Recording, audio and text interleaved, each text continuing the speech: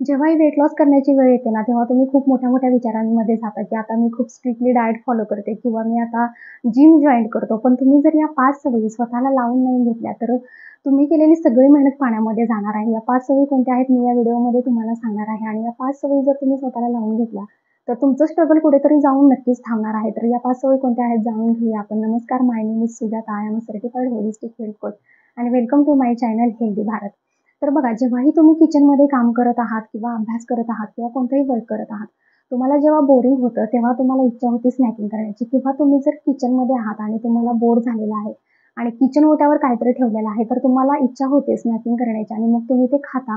असा विचार करून की एखादं खाल्ल्याने काय होणार आहे किंवा तुमच्या एखाद्या फ्रेंडने तुम्हाला मिठाईचा बॉक्स दिलेला आहे आणि तुम्ही तो डायनिंग टेबलवर ठेवलेला होता आणि त्यामुळे तुम्हाला इच्छा होते ते बघितल्यानंतर खाण्याची. सो तुम्ही असा विचार करून खाता की एखादं खाल्ल्याने काय होणार आहे. सो असं केल्यामुळे तुम्हाला अंदाज येत नाही की पूर्ण दिवसभरात तुम्ही किती अनहेल्दी प्रोसेस्ड रिफाइंड फूड तुम्ही खाल्लेलं आहे. त्यामुळे किती दिवसभरात तुमच्या पोटामध्ये किती कॅलरीज गेल्या, किती न्यूट्रिशन नाही गेले याचा तुम्हाला अंदाज येत नाही. तर पहिलं म्हणजे मील प्लॅन करा. जेव्हा तुम्ही काहीही प्लॅन न करता खाता, तर त्यामुळे तुम्हाला असं वाटतं की "अरे यार, मी तर काहीच खात नाही, तरीही माझं वजन वाढतंय." तर मी तुम्हाला एक मार्ग सांगते. जेव्हाही तुम्ही पूर्ण दिवसभरात पाण्याव्यतिरिक्त जे काही खाल किंवा तोंडात टाकाल, तर ते लिहायला सुरुवात करा. असं केल्यामुळे वीकेंडला जाऊन तुम्हाला लक्षात येईल, की तुम्हाला वाटत होतं तुम्ही किती हेल्दी खाताय. जरी सलाड खात असाल, सूप खात असाल किंवा स्मूदी घेत असाल वगैरे घेत असाल, पण ते अधूनमधून खाल्लेलं एखादं बिस्किट, एखादं चॉकलेट किंवा एखादं जे टोस्ट असतं, तर त्यामुळे तुम्ही केलेली सगळी मेहनत वाया गेलेली असते.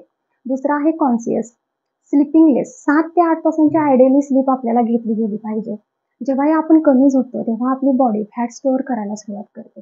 नॅशनल स्लीप फाउंडेशन सर्व्हेनुसार ज्या व्यक्ती कमी झोपतात, त्या व्यक्तींचे वजन वाढण्याचे चान्सेस वाढलेले असतात आणि ज्या व्यक्तींचे वजन ऑलरेडी वाढलेले आहे, त्या व्यक्तींनी कितीही प्रयत्न केले तरी त्यांना ते रिझल्ट येत नाही. सो सायंटिफिक लॉजिक काय आहे बघा, जेव्हा आपण झोपलेलो असतो तेव्हा आपली बॉडी हार्मोन्स बॅलन्स करत असते. पण ज्या व्यक्ती कमी झोपतात किंवा व्यवस्थित झोप घेत नाही, तर त्या व्यक्तींमधले हार्मोन इम्बॅलन्स होतात. म्हणजे स्ट्रेस हार्मोन वाढतो कोणता तर कॉर्टिझॉल आणि cortisol is equal to fat storage. जेव्हा कॉर्टिझॉल नावाचा हार्मोन वाढतो, त्यामुळे फॅट बर्निंग ॲबिलिटी कमी होते. बघा, तुम्ही जेव्हा जे काही खाता ते एनर्जीमध्ये कन्व्हर्ट होण्याऐवजी ते फॅटमध्ये कन्व्हर्ट व्हायला लागतं. इतकंच नाही तर तुम्ही ऑब्झर्व्ह केलं असेल, की ज्या रात्री तुमची झोप झालेली नाही, त्याच्या दुसऱ्या दिवशी तुमचा चिडचिडेपणा वाढतो, तुम्हाला आळस येतो, तुम्हाला इरिटेशन वाटतं, फोकस कॉन्सन्ट्रेशन राहत नाही किंवा त्यामुळे तुमचं रॉंग फूड चॉईसेस वाढतात. दुसरं म्हणजे तुम्ही हेही ऑब्झर्व्ह केलं असेल, की तुम्हाला दुसऱ्या दिवशी भूक जास्त लागते किंवा जरी खाल्लेलं असलं तरी सॅटिस्फॅक्शन फिलिंग येत नाही. काय करू शकतो? सो डिसाईड करा, की 7 ते 8 तासांची क्वालिटी स्लीप तुम्ही दररोज घेणार आहात. तिसरं आहे एक्सरसाइजिंग टू मच. जेव्हाही माझ्याकडे माझे क्लायंट येतात आणि मी त्यांना क्वेश्चन करते, की "तुम्ही एक्सरसाइज करता का?" तेव्हा एकच कॉमन उत्तर येतं, ते म्हणजे "हो, मी तर खूप जास्त एक्सरसाइज करते किंवा मी तर खूप जास्त एक्सरसाइज करतो."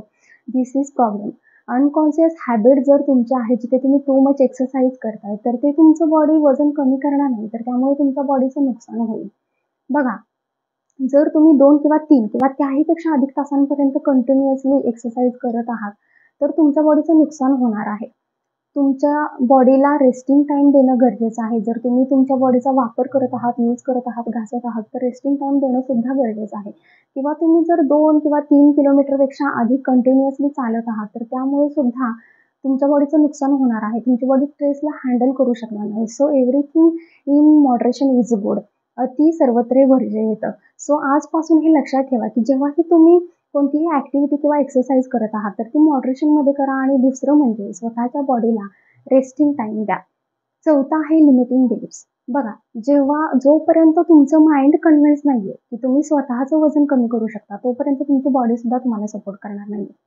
प्रत्येक वेळी जेव्हा तुम्ही सलाड खाताय किंवा कोणतंही हेल्दी फूड तुम्ही घेत आहात आणि तुमच्या मनामध्ये असा विचार चालू आहे, की मला माहिती आहे मी किती जरी हेल्दी खाल्लं, तरी माझी बॉडी माझं वजन कमी करणार नाहीये.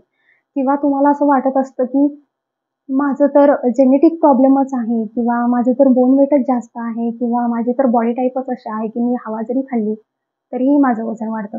किंवा तुम्ही आईस्क्रीम खात आहात, गुलाबजामुन खात आहात किंवा पिझ्झा खात आहात आणि तुमच्या मनामध्ये असा विचार चालू आहे, की "अरे यार, मला तर माहिती आहे, मी हे आज खात आहे, पण उद्या माझं वजन वाढणार आहे."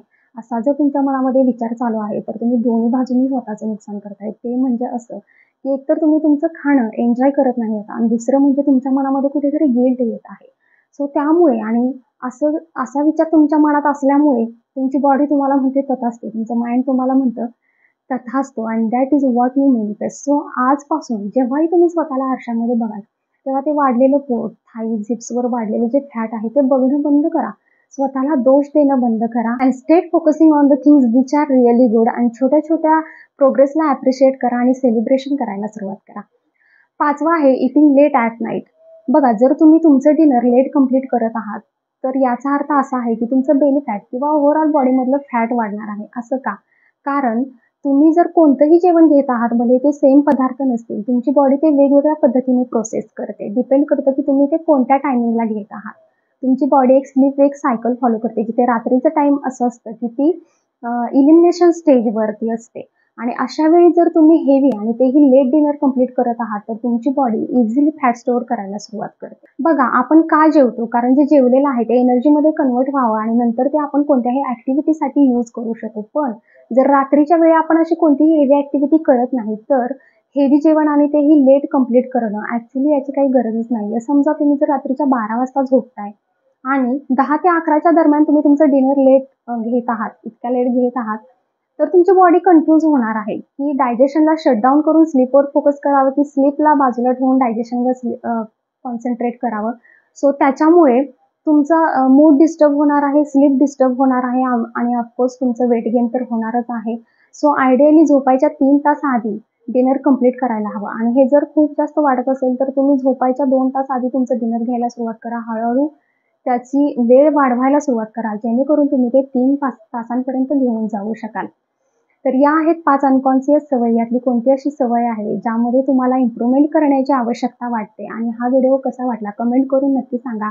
हेल्दी भारतला सबस्क्राईब करा, लाईक करा आणि शेअर करा, जेणेकरून मी तुम्हाला असेच नवनवीन इंटरेस्टिंग व्हिडिओ आणि नॉलेज शेअर करू शकेन.